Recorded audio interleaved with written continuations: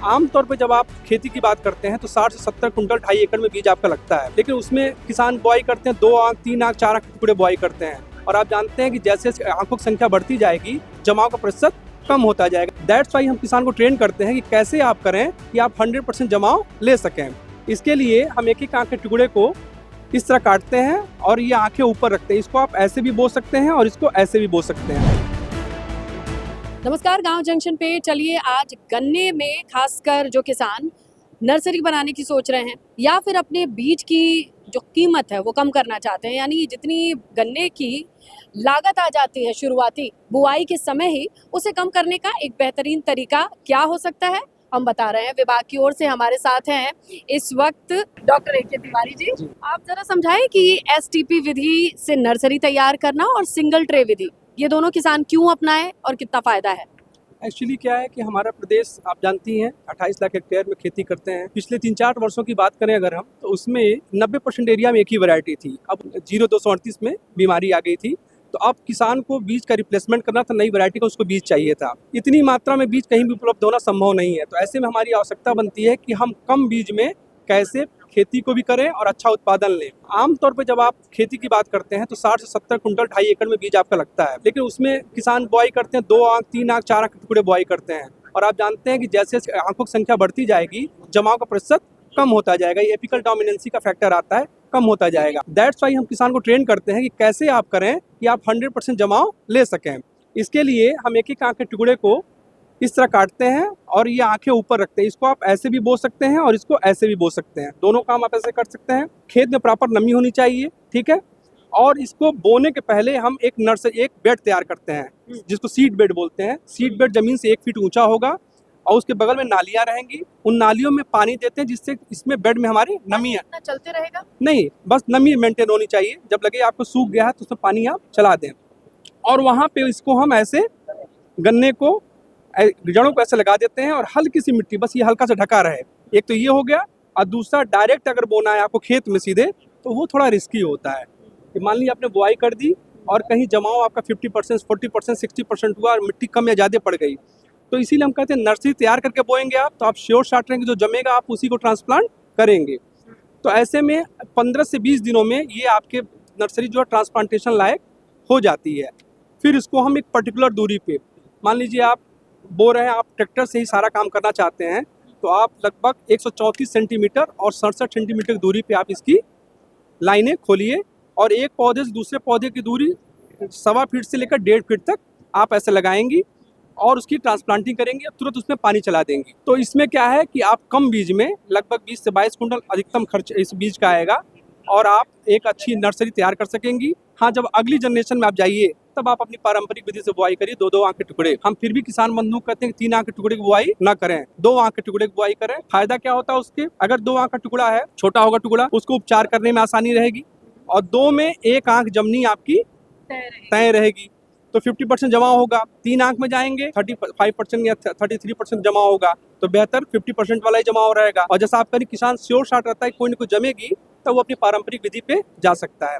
साथ ही हम जब भी बात करते हैं और जहाँ भी बात करते हैं, एक सुझाव जरूर किसानों को देते हैं कि जो ये महामारी आई थी हमारी रेड रॉट की, अब आगे ना आने पाए, इसके लिए 2 चीजें अपनाएं, बीज उपचार और भूमि उपचार। बीज उपचार के लिए किसी भी फफूंदीनाशक में 2 आंख के टुकड़े ट्राइकोडर्मा से भी कर सकते हैं या किसी फफूंदीनाशक से कर सकते हैं। उसके लिए 1 ग्राम फफूंदीनाशक कार्बेंडाजिम की दवा और 1 लीटर पानी, मतलब अगर आपको 1 हेक्टेयर की नर्सरी तैयार करनी है तो 100 लीटर पानी 100 ग्राम दवा, that is more than sufficient. इसमें आप डिप करेंगे मिनिमम 2 मिनट, ठीक है। होता क्या है, जब आप डिप करते हैं तो वो दवा एक यहाँ चादर सी, आवरण सी बना लेती है और फिर कोई फफूंद जो है सॉइल के माध्यम से इसमें नहीं आने पाता है। दूसरा एक परोक्ष रूप से फायदा भी होता है, वो ये कि इसमें आपको पर्याप्त नमी मिल जाती है और जमाव आपका अच्छा होता है। एक चीज़ हम लोग किसानों को हाईली रिकमेंड करते हैं कि भूमि उपचार जरूर करें, क्योंकि सभी के खेतों से रेड रॉट होकर गुजर चुका है। तो भूमि उपचार जैसे आपने बताया, ट्राइकोडर्मा हार्जियनम जो है वो गन्ना शोध में अंकुश के नाम से आता है, नाम ही अंकुश दिया गया है कि ये रोकता है बीमारियों को।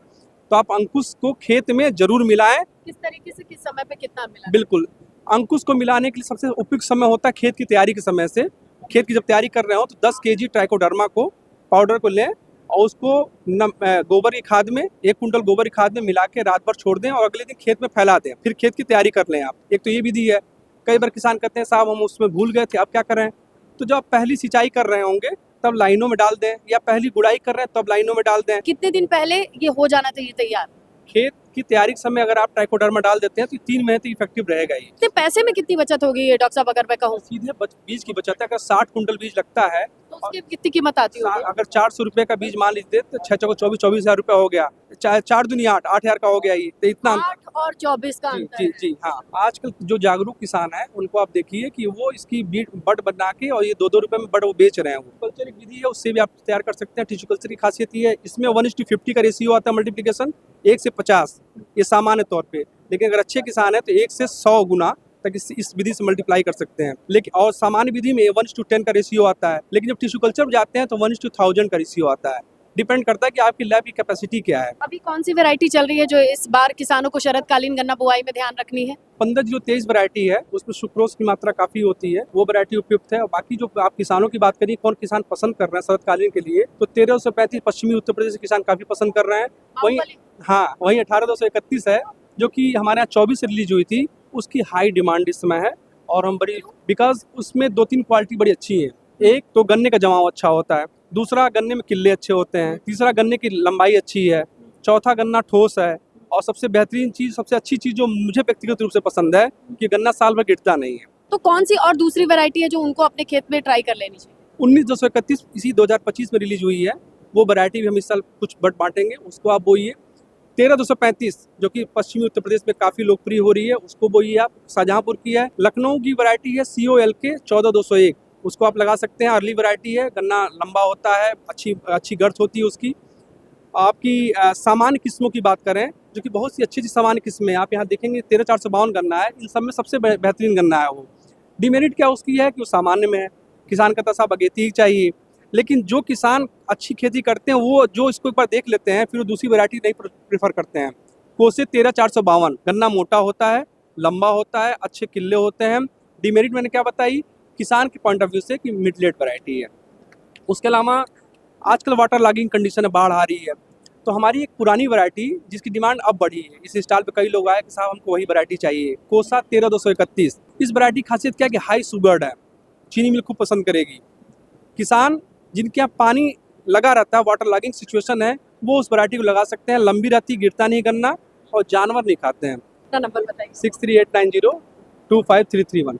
बहुत शुभकामनाएं और बहुत धन्यवाद। अगर आपको जानकारी पसंद आई हो तो लाइक कीजिएगा, कोई सवाल हो कमेंट कीजिएगा, और जरूरतमंद किसी और किसान को भी वैरायटी की जानकारी वाली ये वीडियो आप साझा भी कर सकते हैं। गांव जंक्शन के लिए मैं स्नेहलता। गांव जंक्शन को सभी सोशल मीडिया प्लेटफॉर्म्स पर फॉलो करें। व्हाट्सएप चैनल और जीमेल आईडी पर भी संपर्क साध सकते हैं।